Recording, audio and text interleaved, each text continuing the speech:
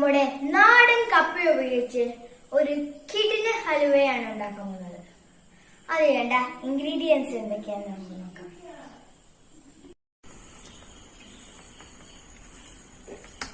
കപ്പ 1/2 കിലോ കപ്പ തോല് ചെത്തി കഴുകി വൃത്തിയാക്കിയത്, പിന്നെ ശർക്കര, ഗീ, തേങ്ങ ചിരകിയത്, പിന്നെ കശുവണ്ടി, അണ്ടിമുന്തിരി.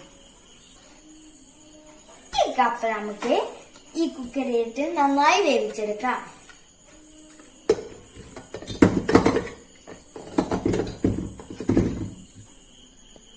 ഇനി നമുക്ക് ഇതിലോട്ട് വെള്ളം ചേർക്കാം.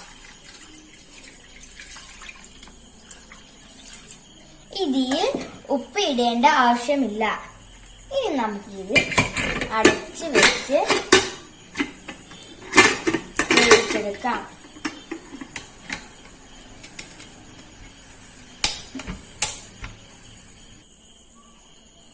നമുക്ക് സ്റ്റവ് കത്തിക്കാം.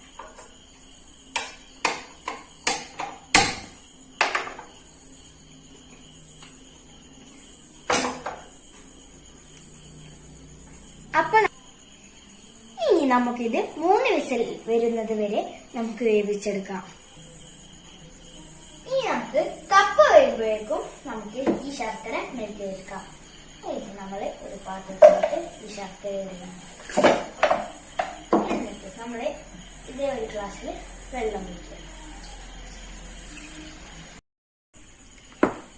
ഇനി ഞാൻ അല്പം കശുവണ്ടി എടുത്തിട്ടുണ്ട്, പിന്നെ തേങ്ങയും എടുത്തിട്ടുണ്ട്. ഇത് രണ്ടും ഞാൻ ഒരു മിക്സിയിലിട്ട് ഗ്രൈൻഡ് ചെയ്തെടുക്കാൻ പോവുകയാണ്.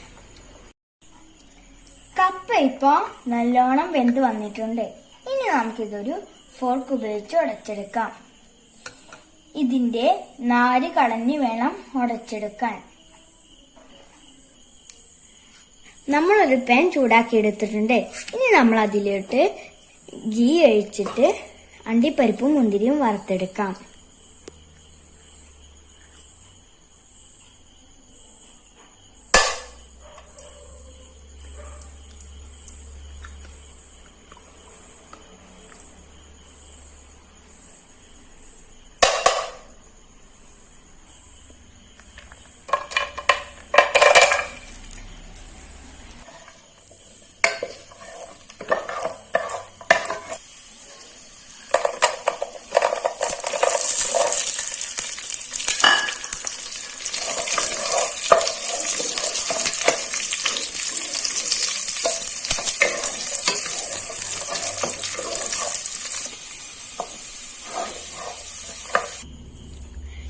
നമുക്ക് കോക്കനട്ടും നമ്മൾ ഗ്രൈൻഡ് എടുത്ത കോക്കനട്ടും കാഷ്നട്ടും ഇതിലോട്ടിടാം.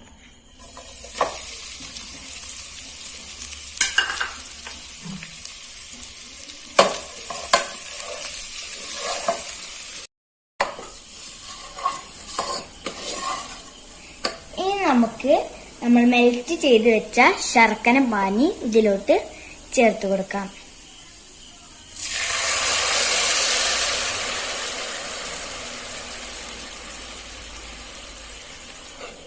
ഇനി നമുക്ക് ഇത് നന്നായി ഇളക്കി യോജിപ്പിക്കാം.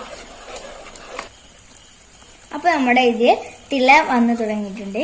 ഇനി നമുക്ക് നമ്മൾ ഉടച്ചു വെച്ച കപ്പ നമുക്ക് ഇതിലോട്ട് ഇട്ട് കൊടുക്കാം. ഇനി ഇത് നന്നായി ഇളക്കി യോജിക്കണം.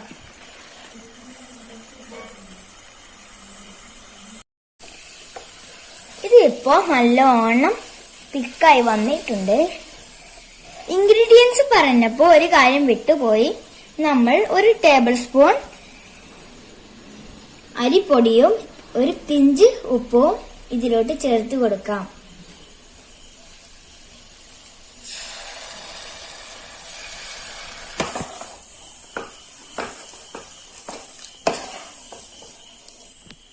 ഇനി ഇതിലോട്ട് നമുക്ക് കുറച്ച് ഗീ ചേർത്ത് കൊടുക്കാം.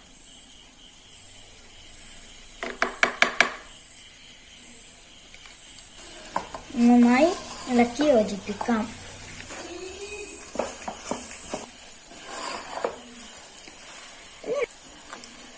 നന്നായി തിക്കായി വന്നിട്ടുണ്ട്. ഇനി നമുക്ക് ഇതിലോട്ട് നമ്മൾ വറുത്ത് വെച്ച കശുവണ്ടിയും ഉണക്കമുന്തിരിയും ചേർത്ത് കൊടുക്കാം.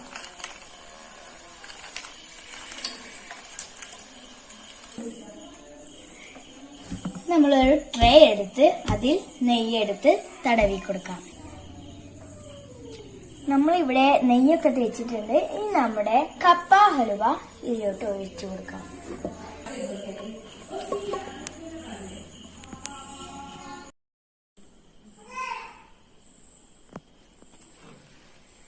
അപ്പൊ നമ്മൾ ഇതൊരു സ്പാച്ചില ഉപയോഗിച്ച് സെറ്റാക്കി എടുത്തിട്ടുണ്ട്. അപ്പൊ നമ്മുടെ കപ്പ ഹലുവ റെഡി ആയിട്ടുണ്ട്. ഇനി നമുക്ക് ഇത് റൂം ടെമ്പറേച്ചറിൽ വെച്ച് തണുപ്പിച്ച് മുറിച്ച് കഴിക്കാം.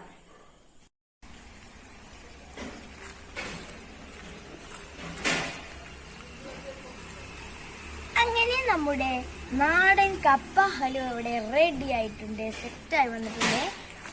എല്ലാവരും ഇത് ട്രൈ ചെയ്യണേ, ഫീഡ്ബാക്ക് എല്ലാം അറിയിക്കണേ. Thank you.